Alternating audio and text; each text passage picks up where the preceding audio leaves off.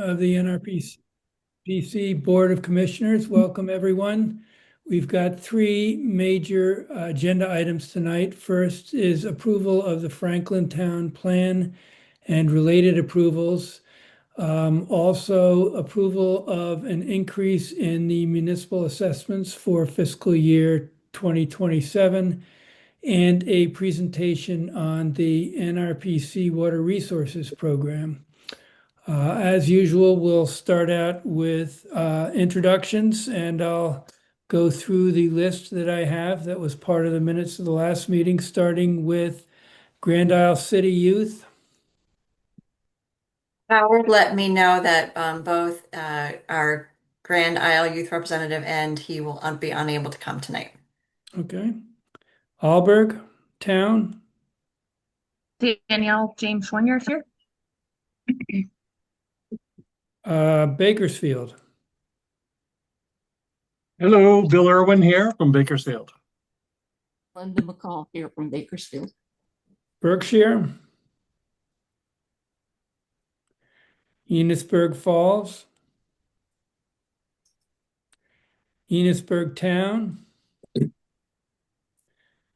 Fairfax. Barbara Murphy for Fairfax. It's your turn to chime in, Mike. Oh, hey, everyone. My name is Mike Bishop. I'm the new town manager in Fairfax. So this is my first meeting tonight. So I'm just getting a lay of the land, see how things go. Great. Well, welcome. Welcome. Welcome. Fairfield. Chuck Viterber, Fairfield. Fletcher. I did hear Franklin. and unable to come from Fletcher. Okay. Franklin. And Yvonne contacted me right before the meeting. He had an emergency call, so couldn't make it. Georgia. Carl Rosenquist, Georgia. And Kirk Waite from Georgia. Grand Isle. Barclay Morris from Grand Isle. Highgate. Jack Belkey, Highgate. Isle Lamont. Montgomery. North Hero. Richford. Sheldon. South Hero. Bob Bierman. And Peter Zamor. St. Albans City. Elizabeth Nance. And Chip had a conflict for the evening. St. Albans Town. Megan Sherland is here.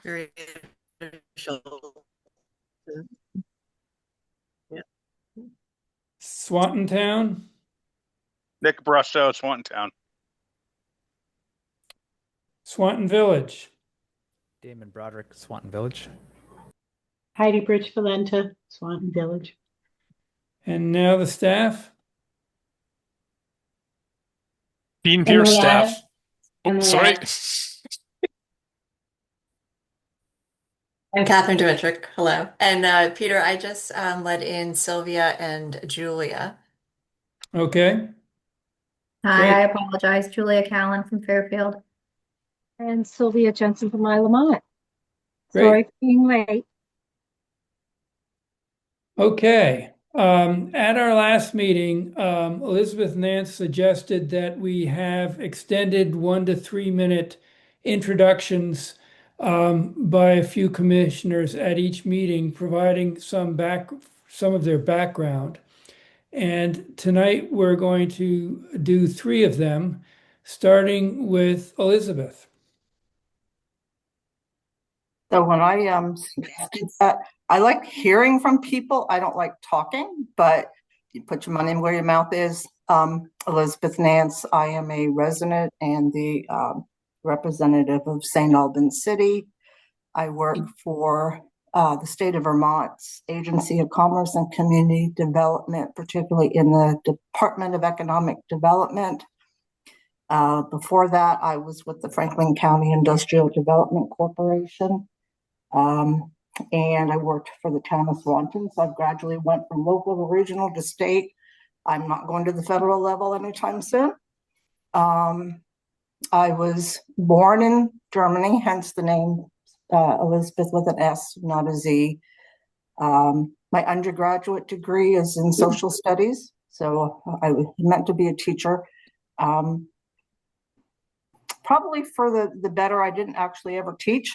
I have a master's degree in resilient and sustainable communities that I started at Green Mountain College that promptly closed. Luckily, their curriculum became available at Prescott College in Arizona, so I was able to finish my master's. Grew up outside of Columbus, Ohio, great place to be from, go Buckeyes. Yeah, so that's sort of my professional background.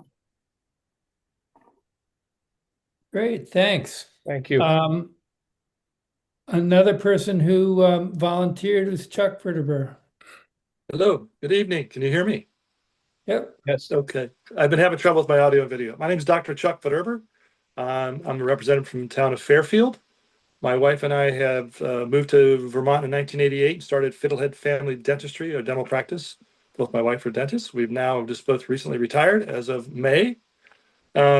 Moved to Fairfield. I owned property in Fairfield for a number of years, but built a house and moved there in 2004. And loved the community, was involved in the zoning and planning board, was approached by Brian Doobie to become a participant of this board because he was wanting to step down. And I said I volunteer because I believe it's important to be involved in the community as best you can. So I've been a practicing dentist for almost 40 years, but now retired and enjoying that freedom. Prior to that, though, I went to the University of Kentucky on a scholarship, played basketball, was captain there for 2 years. My last 2 years, played professionally. I was drafted by the Bulls, but played overseas, and abruptly tore my Achilles tendon and had to get a real job. My wife and I were already enrolled in dental school, so finished dental school and did a little teaching and working job in Italy. Moved to Vermont and have never regretted it. I'm from a small rural community in Illinois. I grew up in a farming community, and so I understand agricultural and rural issues, and feel that the area of Fairfield and the area of St. Albans and in Franklin County is very similar to the county I grew up in. As a matter of fact, I'm right back here now on a little vacation to see family and friends and watch the fall harvest. So glad to be a part of this committee. And wanted to say one thing about to Catherine and this committee is, Catherine, you have an amazing team. I've been able to work with both Emily and Greta. Their professionalism and their handling of difficult questions and challenges by people like ourselves and other people. I just want to say you have an amazing team, and I truly appreciate that you've been able to put those people together and make our jobs a lot easier when we have questions and concerns. So thank you. I couldn't agree more. They're amazing. Thanks for saying that. They're truly amazing. Here, here. And then finally, Megan Sherlin. Hello, I am currently the Director of Community Development for the town of St. Albans. I have a degree in urban planning that I got from the University of Cincinnati. Elizabeth, I didn't know you were from Ohio. I'm from Northern Ohio, so it's nice to have a friendly face here. I've been here for about 5 years. I have spent all of my career after graduating in municipal government. I'm really focused on transparency of government and accessibility to people who don't normally get input into governmental decisions. Doing that, I grew up in a very poor neighborhood. We didn't get the opportunity to see town plans and things like that. My family was working and didn't have the opportunity to go to those. So those are things I'm passionate about. I love to see that NRPC was doing some really exciting different public outreach this year. So going to like farmers markets and going to the people was really exciting. So I love to be part of that. And I hope to continue to plan around Franklin County for the near future. Great, thank you. Well, I think this is a welcome addition to our regular agenda. So thank you, Elizabeth, for suggesting this. Next, any adjustments to the agenda? Any public comment? Then we'll turn to the minutes of the September meeting. Any comments or suggested changes before we get to a motion on the minutes of the last meeting? Nothing, Elizabeth? Nope. All right. I will go ahead and make the motion to approve the minutes of the September meeting. Second, Second that. any further discussion? All those in favor say aye. Aye. Opposed? The motion carries unanimously. On to commission reports or committee reports, starting with finance and operations. Oops. Peter, Yeah, should there be an abstention? sure. Any abstentions? Well, I'm just thinking Mike wasn't here, wasn't on, I don't know how that works, but Mike wasn't on the commission. I didn't vote. I'm just kind of still listening. So, but I didn't vote there. I don't really know what the rule is there. What You're not supposed to be able to. Yeah, abstention? you're not. I shouldn't be voting if I wasn't at the meeting anyway. So I'm not. Okay. I'm not voting. I guess you should put it down an abstention, but I didn't vote. I'm just really listening right now. And there's no prohibition on voting. It's just a best Right. practice that people, once you're a member of a board, you can vote on all motions put before a board. But it is the best practice that people follow. And we usually just note in the minutes that motion carried. So we'll note that. Oh, thank you, Elizabeth. I'll try to remember that going forward, but I'll likely forget. Okay, so we've gone through the minutes. So committee reports, finance and operations, Kirk. We did meet. We reviewed the FY27 municipal assessment rate proposal, and we will recommend its approval later in the agenda, so I won't speak more on that. We also discussed some recent building upgrades and discussed the FY25 audit schedule and progress. Personnel, Bob? Personnel did not meet. Well, now, Catherine, maybe I should at least report that one staff member has resigned. And we're debating whether we fill that or how we spread the role out. Okay, executive, Catherine reported on several personnel changes. Also, she indicated that the regional plan had been submitted to the Land Use Review Board for their review. And that NRPC will receive the Business of the Year Award from the Franklin County Economic Development Corporation. So kudos to Catherine and her staff for that. We also reviewed the municipal proposed municipal assessment increase. Project review, Bill. Yes, Peter, thank you. We did not meet in October. We should be meeting in November. That would be the second Wednesday of the month. Transportation Advisory Committee, Barclay. Yes, we did meet. We had a quorum. I think things are looking up a little bit as far as membership. So we were able to clean up some minutes and things. We changed our meeting start time till 6 p.m. in case anybody wants to visit with us. And our next meeting on November 13th, we're trying to do in person, and Kyle has been inviting the representatives and state senators from Franklin, Grand Isle County. We do this every other year to discuss issues that are important in our counties that they may or may not be picking up on. So we discussed what we might want to talk to them about. Wasn't a whole lot else going on. Kyle reported on a lot of what's going on in the Franklin, Grand Isle counties, and I think that's in the report tonight from staff. Barclay, can I just remind you, in case it's an oversight, that Fairfax is represented with a senator who we share with Chittenden County. So just to make sure that, I don't know if that invitation goes out to that individual as well, but if it gets a little complicated, I know, but we're not represented by Franklin County senators anymore. Yeah, Kyle is aware of that. Grand Isle County has the same problem. Thank you. Brennan And is so does Montgomery. a Colchester resident. So he has the list of partial representation, should we say. Thank you. Okay, next is Brownfields Committee, Megan.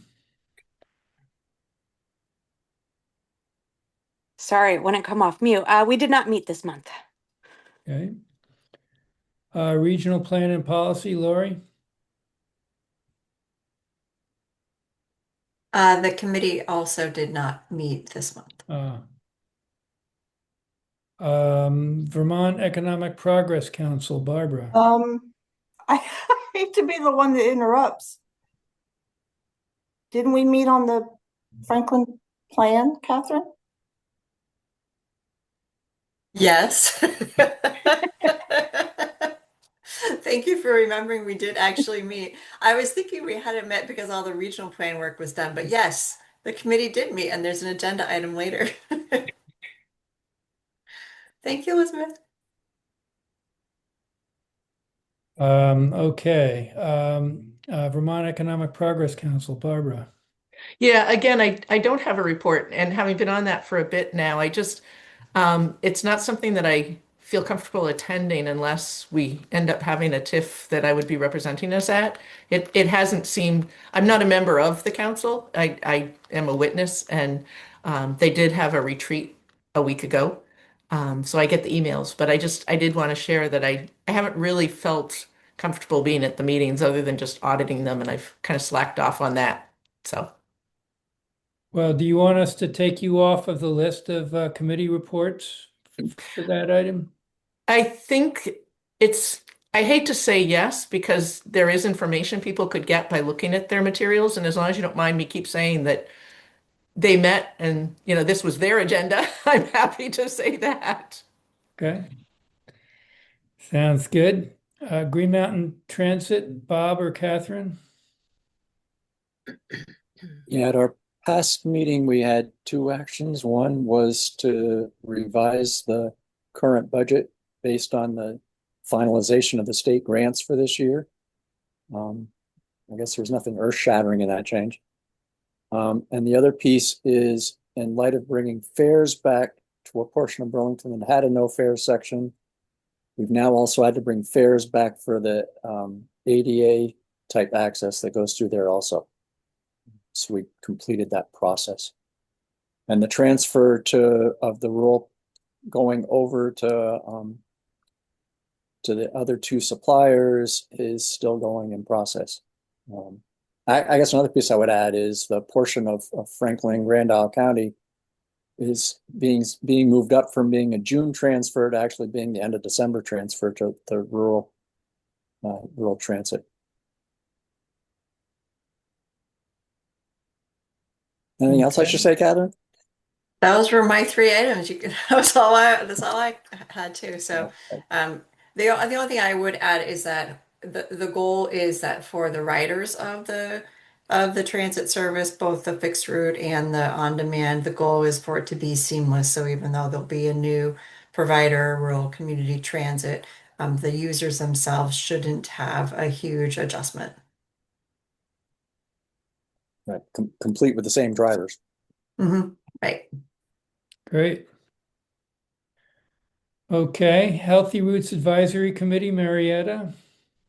Our meeting was rescheduled to November because of conflicts, but we had received an email from Christine, our leader, that she was resigning effective November 21st, and that we could discuss more of her situation with her.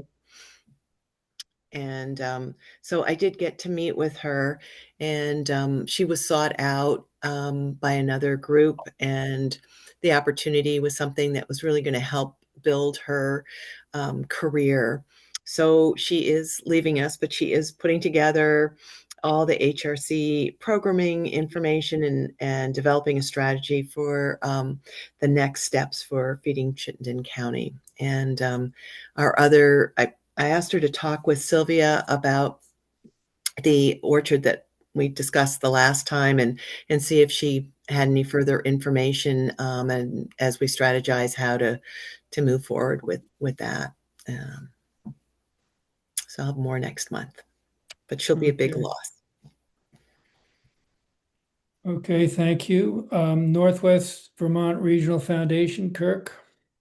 So we did meet on October 21st. We elected officers of the foundation for the year. The election was Kirk Wade as president, Bill Irwin as vice president, Bob Berman treasurer, and Andy Alling secretary. We also reviewed the financial report and had an audit update. Okay. Any reports from the staff they want to make? I don't have anything in addition to what's already in the staff reports. All right. Okay. The next item is a review of the water resources program.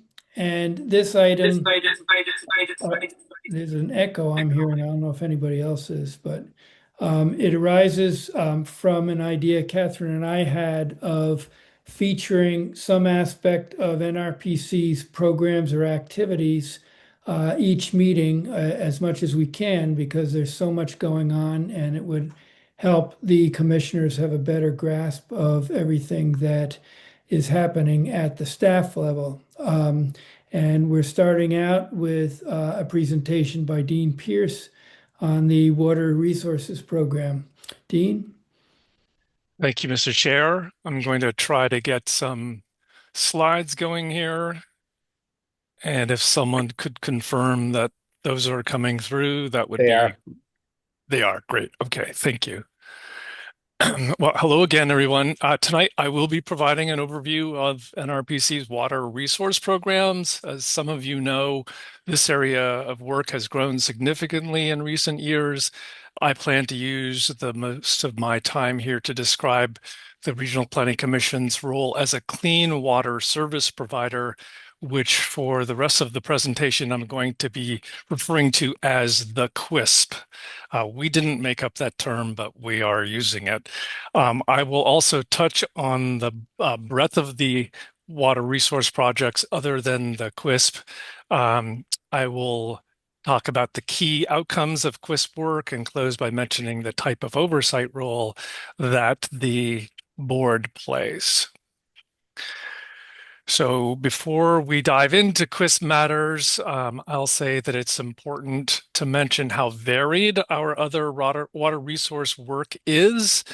It ranges from direct local technical assistance to what I call sub-regional efforts like the Regional Stormwater Education Program, to broadly regional efforts supporting the Department of Environmental Conservation's tactical basin planning. We also continue our work in areas like stormwater management and permits, shoreline stabilization, and river analysis. Oops, sorry there. Some examples. This slide shows 3 examples of some of the non-QUISP work. First, it notes our involvement in things like flood map updates and flood bylaw updates. Second, it notes the things like the successful water-themed community storytelling events that we've done as part of the Regional Stormwater Education Program. And third, it notes some of the support we've provided to communities on specialized topics, such as the assistance that we provided to Swanton Village, connecting them with something called NEWIN, the New England Water Infrastructure Network, and also mentioned a program called Whisper. So we've helped them with that. Okay, so let's focus now on the QUISP role. Following the passage of a law known as Act 76, NRPC was designated as the QUISP for 2 major basins. The Missisquoi, which is known as Basin 6, and the Lamoille, which is known as Basin 7. Our mission is to oversee the delivery of what are called non-regulatory clean water projects. These are sometimes called voluntary projects, And our goal is to help meet the state's phosphorus reduction targets that are part of something called the Lake Champlain TMDL. Sorry to throw out so many letters at you. It's the total maximum daily load. It's essentially a phosphorus budget for the lake. NRPC's assignment as a clean water service provider runs through June 27, at which point it could be renewed. I think it's interesting to note that NRPC is the only entity in Vermont that was given responsibility for more than one basin. So I mentioned phosphorus reduction targets. And even if you can't see the numbers on these charts, the trend is fairly clear. The trend is showing what's required to meet the phosphorus reduction, to meet the water quality standards. The time frame is through 2036. So we're kind of in the middle of the TMDL time horizon. I do have some larger versions of these if people wanted to see them. The key takeaway is that the required reductions, particularly in the Missisquoi Basin, are substantial. According to the state modeling, the phosphorus load in the Missisquoi watershed needs to be reduced by over 60%, 60% over that time frame in order to meet water quality standards. That's going to take a huge effort, and our role as the QUISP is to be the primary engine for tackling the non-regulatory part of this reduction. So what does this mean in terms of our day-to-day work? We can say that it breaks out into two big categories: programming and administration. On the program side, our core job is to work with our partner organizations to identify and fund and complete and maintain clean water projects. I realized putting together the presentation, I could do a presentation just on operations and maintenance, so I'm not going to say much more because I don't want to go there unless there are questions. On the administrative side, we implement all the necessary policies, and there are many. We complete all the narrative and financial reporting to the state, and we're responsible for staffing something that's called the Basin Water Quality Council for both basins.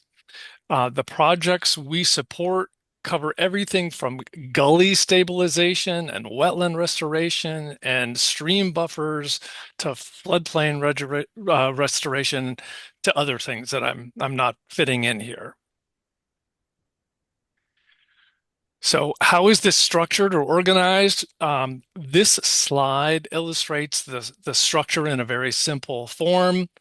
NRPC is the host organization. We house the program and provide the staff.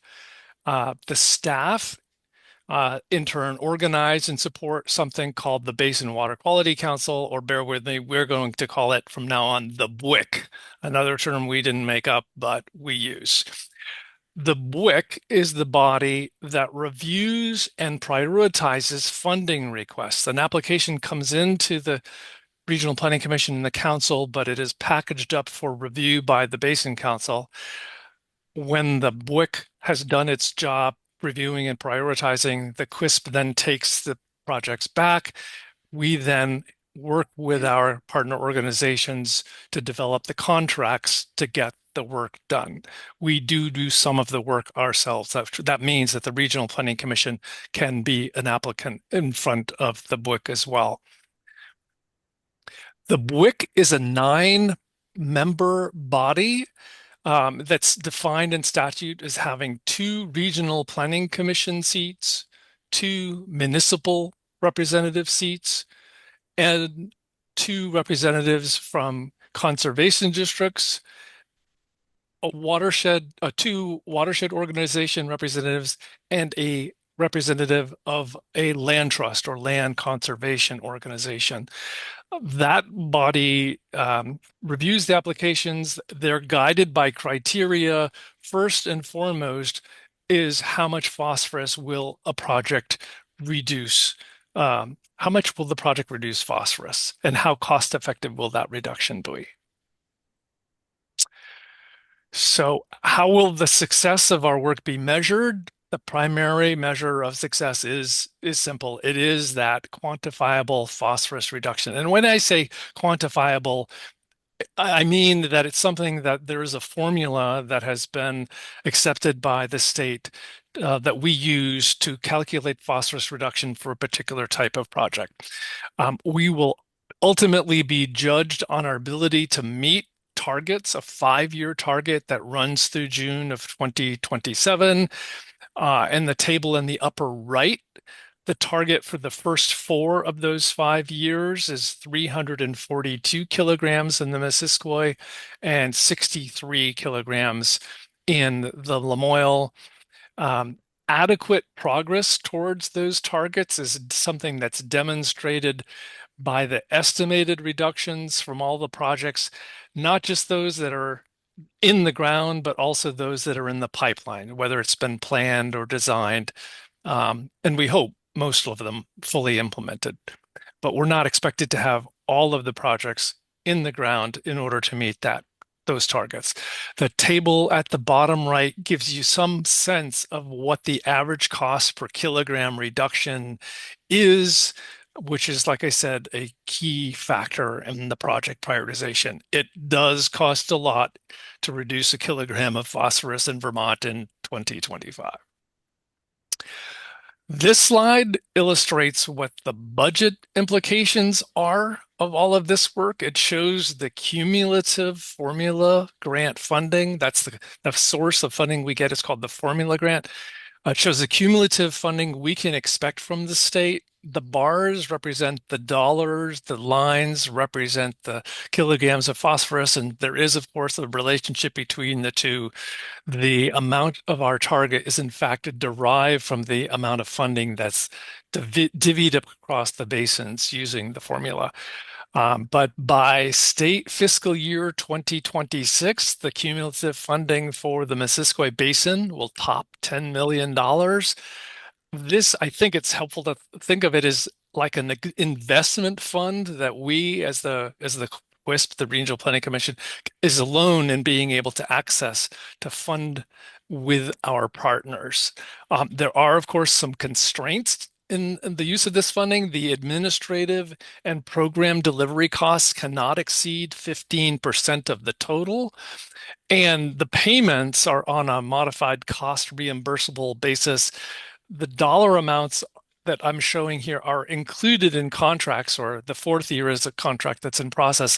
It's not money that is sitting in an NRPC bank account. We've really only been drawing down, for the most part, we've been drawing down funds just for the year 1 contracts.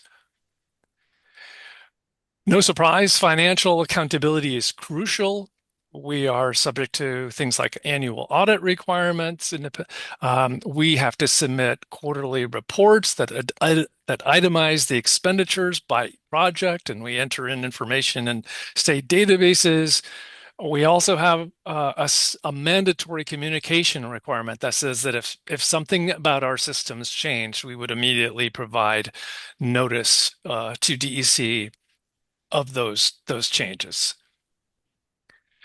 This is a slide I'll touch on quickly. It's a screenshot of an interactive project map that we have on our website. The URL is on that slide. We can drop it in the chat, or we can share it with you later if it's something that you would like to see. But I think it helps people visualize what the geographic distribution of the projects that we help fund are, which again are across the entire Missisquoi Basin, which does go over the mountains and all the way to the east of Hardwick in the case of the Lamoille. This slide shows what, in more concrete terms, what some of those funded projects are. We've funded dam removal and associated river restoration projects in Berkshire and Newport. We've done riparian buffer planting projects in several towns. We've funded stormwater system design projects in Fairfax, and river and lakeshore restoration projects in towns like Montgomery, Highgate, and Fairfield.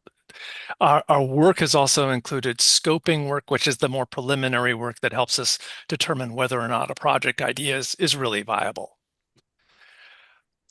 So, winding down here, I'm just going to touch on what the board's oversight role in this area is. And I was realizing that this water in the picture shows waves, and I don't mean to suggest that anything about it is that there are waves. I was looking for a placid water photo, but I didn't find it.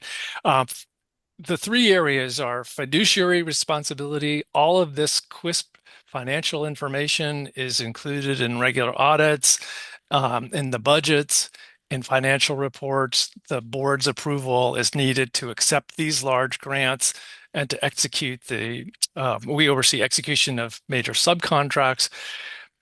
The program progress, we provide updates in our monthly staff reports so that you can see and read what is that we're doing and how we're progressing. And then one other area is on the representation, who is representing the regional planning commissions and the municipalities on those basin councils.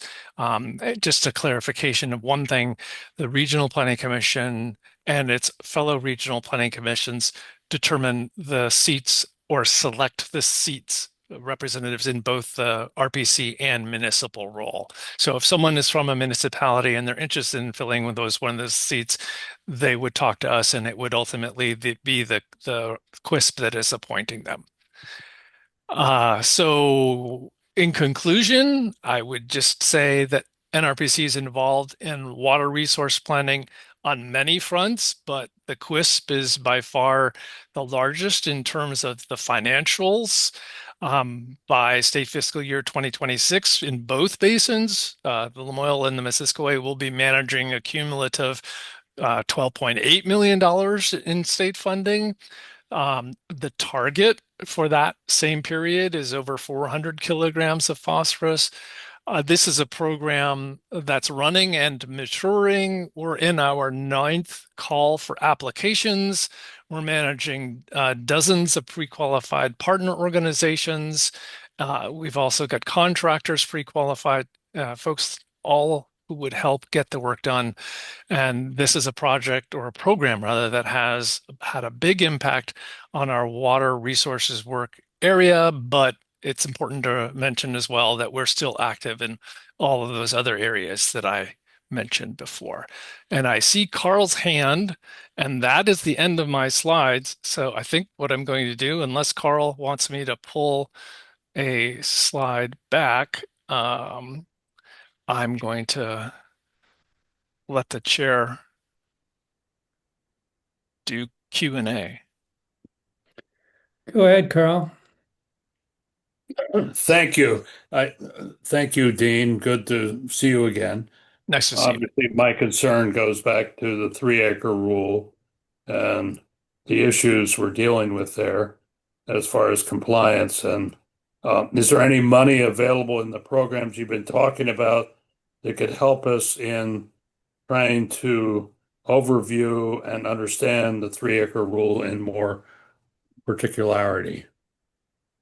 Well, I'm going to start by saying there is a little bit of the tactical basin planning work program that mentions performing some kind of educational or public session on the 3-acre rule in it. I don't remember a lot more than that, but it was really an educational themed meeting.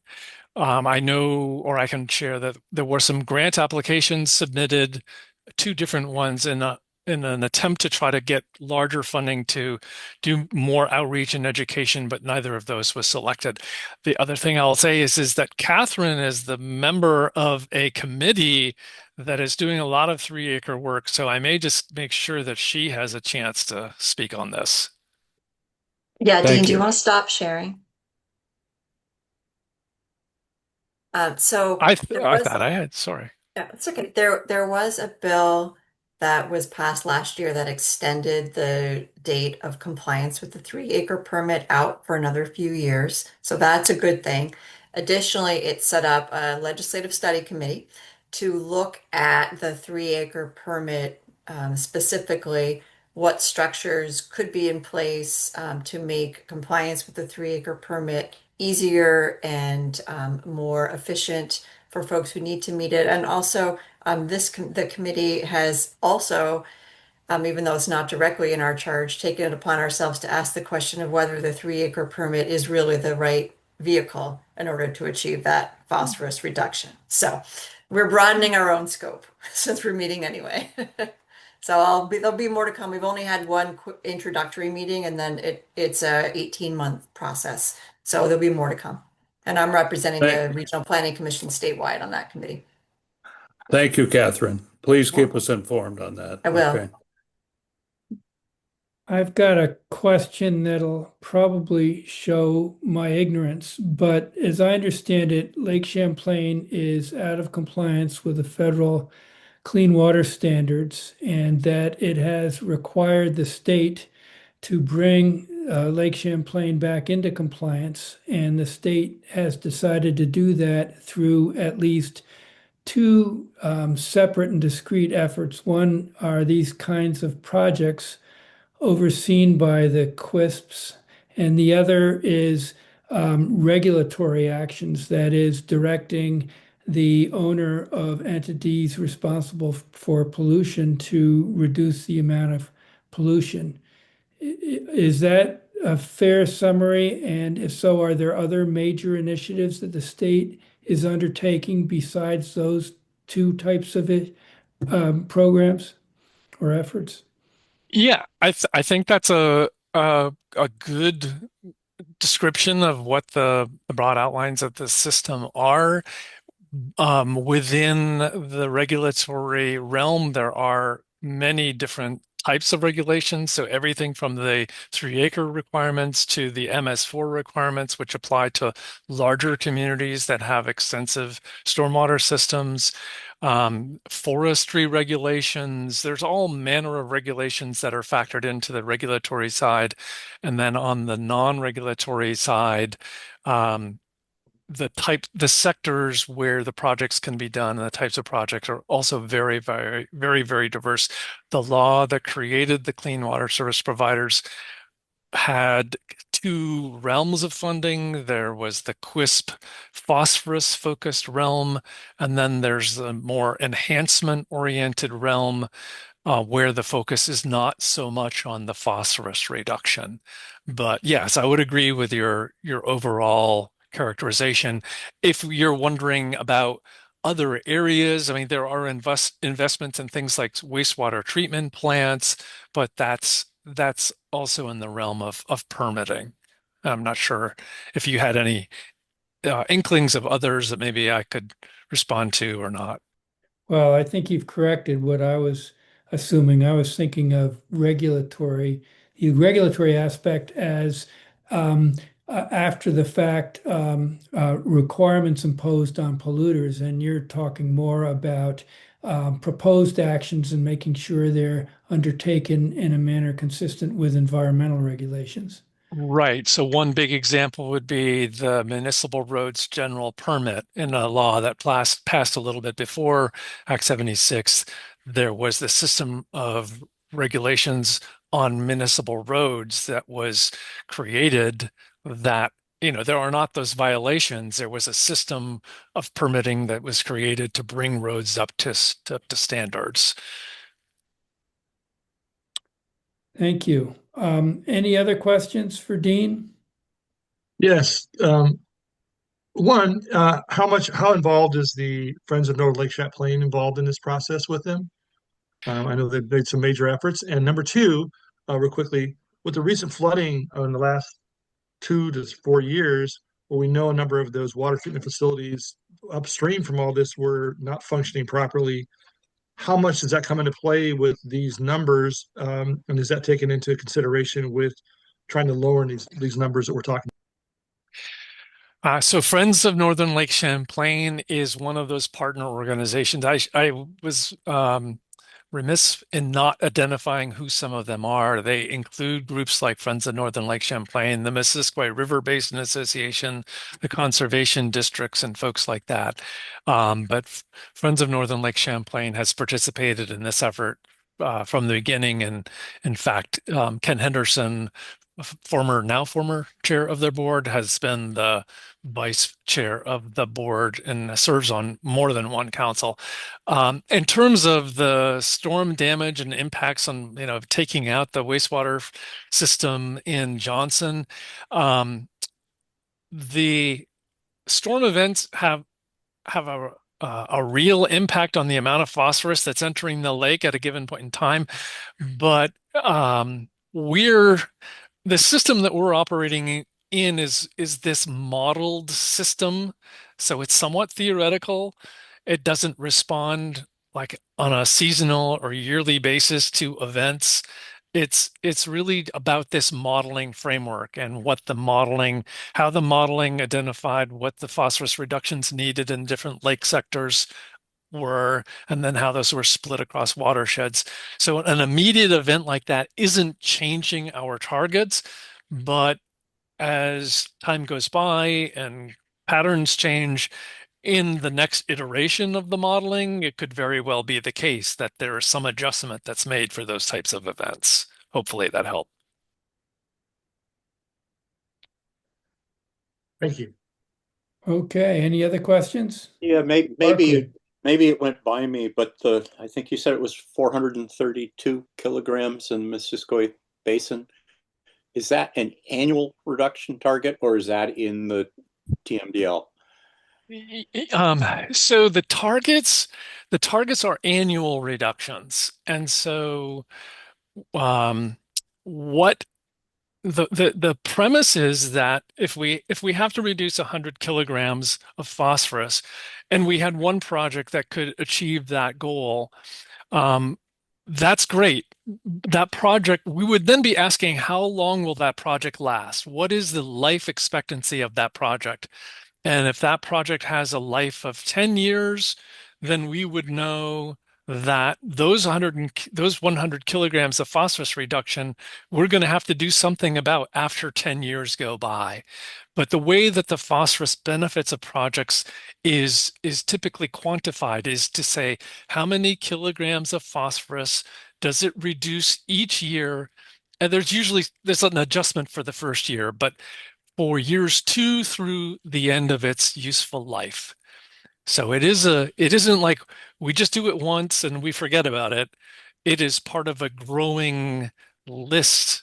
So in year 1, and I guess the other thing I should mention just quickly is that the numbers have recently changed and they've gone down, which is good for us. It makes the targets more achievable, but it's also recognizing the high cost of reducing phosphorus. But we have the same amount of money to work with to reduce a lower amount of phosphorus and do projects that hopefully are cost effective and that will last a long time. Because if we did a bunch of projects that had only 5-year lives, or that we couldn't somehow rejuvenate so that they lasted longer, we would have to find replacement projects. Bill? Well, as with the reports from the 3 towns, this was fantastic. I really appreciated your report, Dean. Very clear, insightful, and I'm so glad you work for us. Well, thank you. So let's keep these reports going. I love it. Yes, thank you very much, Dean. That's really helpful.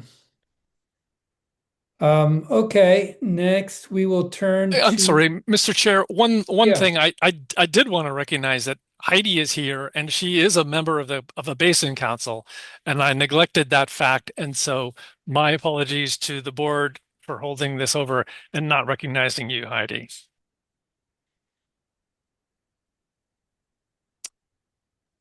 No problem at all. And I love to be on that board. It is fascinating. And Dean does a great job of running it. Great.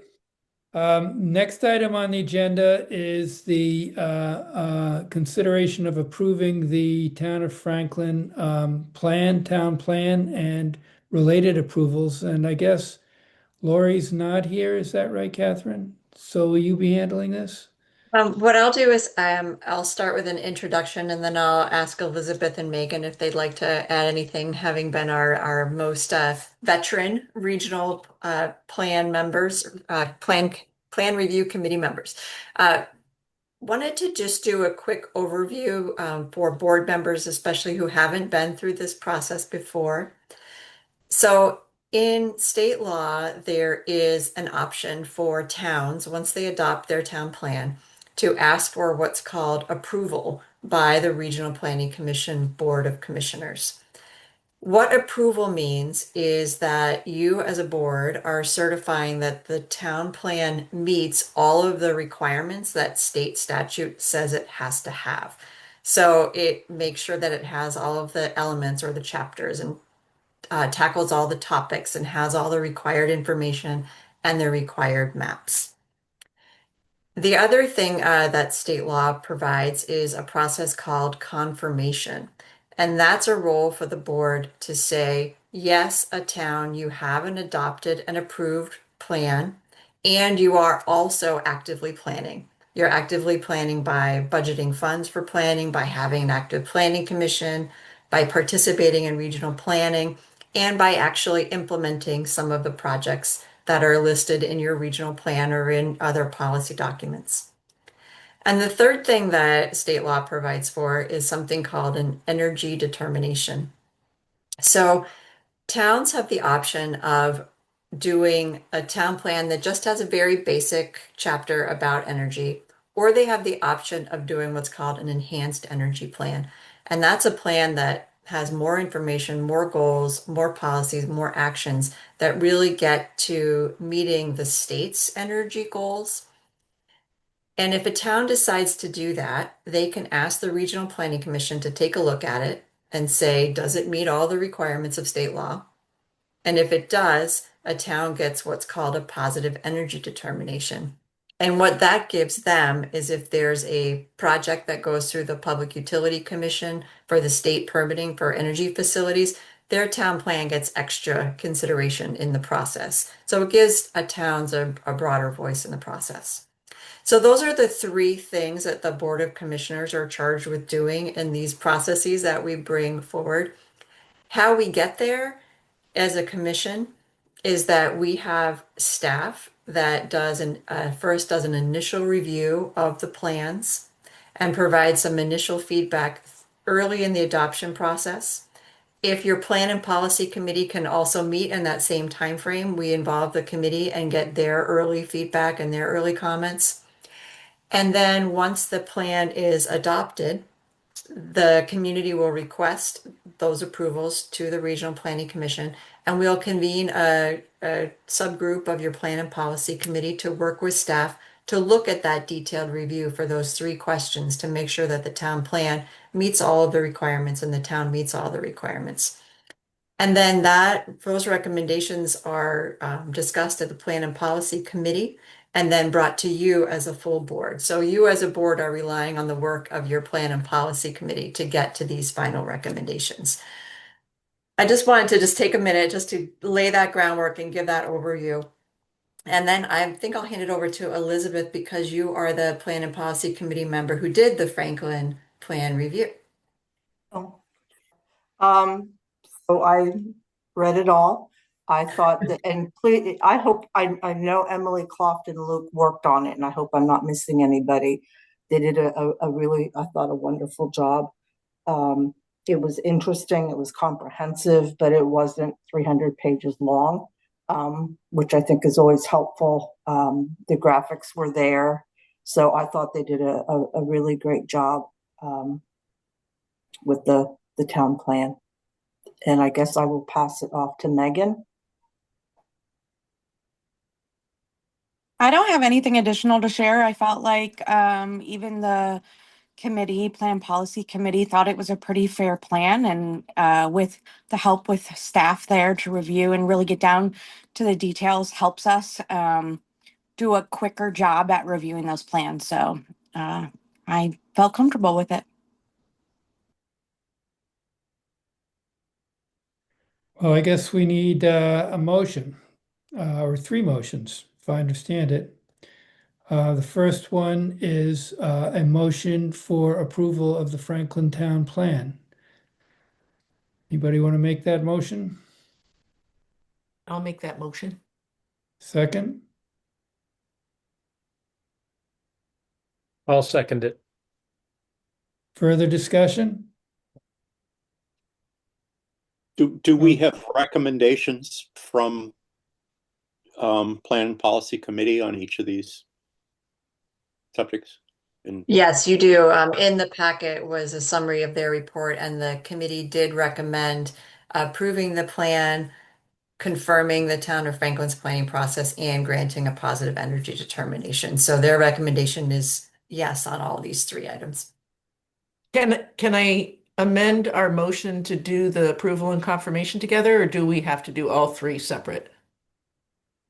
I think it's cleaner to do it all to do it Okay. separate. I know it's a lot of process, but then we Oh, have their it's record fine. for- Okay. Unless there's further discussion, the motion is for approval of the Franklin Town Plan. All those in favor say aye. Aye. Aye. Opposed? Abstentions? Yeah, this is Mike Bishop again. I'm just going to abstain just because I think I have it in an email, but it's not fair for me to vote. I just haven't really read it. Okay, the motion carries. The second is to confirm the town of Franklin's planning efforts. Is there a motion on that one? Bill Irwin, motion. I'll Second, second it. further discussion? All those in favor say aye. Aye. Aye. Opposed? Abstentions? Yeah, it's Mike Bishop again. I'll abstain from this one as well. And the third, the motion carries. And the third is to determine that the, I don't know how to phrase this, but that the plan is in energy compliance, or other wording that Catherine may suggest. A positive determination of energy compliance is the fantastic term of art used in the state statute. Is there a motion? I'll move. Second? Bill Irwin, second. Further discussion? All those in favor say aye. Aye. Opposed? And abstentions? It's me again. I'll abstain as well. All righty. Next item is the to determine the municipal assessment rate for fiscal year 2027. And Kirk, are you the one to handle this item? Sure. So the finance committee got together and per our municipal assessment policy, we set a yearly assessment rate to be reviewed by the full commission and approved, hopefully, by the whole commission. In your packets was a pretty comprehensive set of information. So in there was a table that showed your current towns, what they're currently paying, as well as what the increase would mean. Our assessment policy is that we will raise by 3% per year, or the cost index for New England per the employment cost index for New England, and whichever is lower. And I think the employment cost index for New England was 3.2% this year. So we are recommending an increase of 3% for each town against from last year. This is a good source of funding for the commission because it's quite flexible. If you've had a chance to read the municipal assessment policy, I won't repeat it all for you, but it's quite clear. So my recommendation would be that we accept the recommendation of the finance committee and set the increase to 3% per year as laid out in the handout that was in your packet. Okay, is there a motion? Bill Irwin would move in that manner.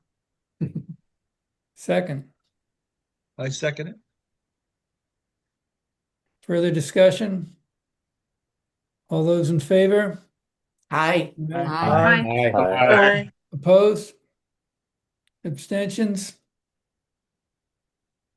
The motion carries. Thank you. I guess now we're on to commissioner announcements. I'll just Anyone? note, before you move on, that Yep. with the approval of the assessment rate, we'll be sending out our one-page annual report that we customize for each town, and that should go out sometime by the beginning of November, mid-November, and we'll give you all a copy of it so you know when that goes out to your communities. Great. Any commissioner announcements? On behalf of Bakersfield, I would like to thank Northwest Regional Planning and Greta specifically for working with two young men that have come forward and interested in Brigham Academy. They have worked with another individual that's passing them the torch of a project that he was interested in. And so a lot of the groundwork has been done, and Northwest Regional gave them funds to help with permitting.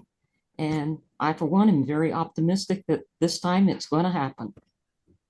Thank you. I am too, Linda. Thank you, Catherine. Optimistic. That's great. Great. Other commissioner announcements? Hearing none, motion to adjourn? Could I just interrupt for a second? Sure. Do I remember, was it from our last commissioner meeting, or was it the executive meeting that I think Catherine said Greta was getting an award? Greta received the rest of the professional, Greta received the Professional Planner of the Year award from the Vermont Planners Association. It was last board meeting. Yeah. Oh. Yay, Greta. We do have a great staff. I know everybody keeps bringing them up. It's amazing. Absolutely. Okay, motion to adjourn? Moved. Second? I'll second. We are adjourned. Thank you all very much. Have a Good night, great everyone. evening. Good night.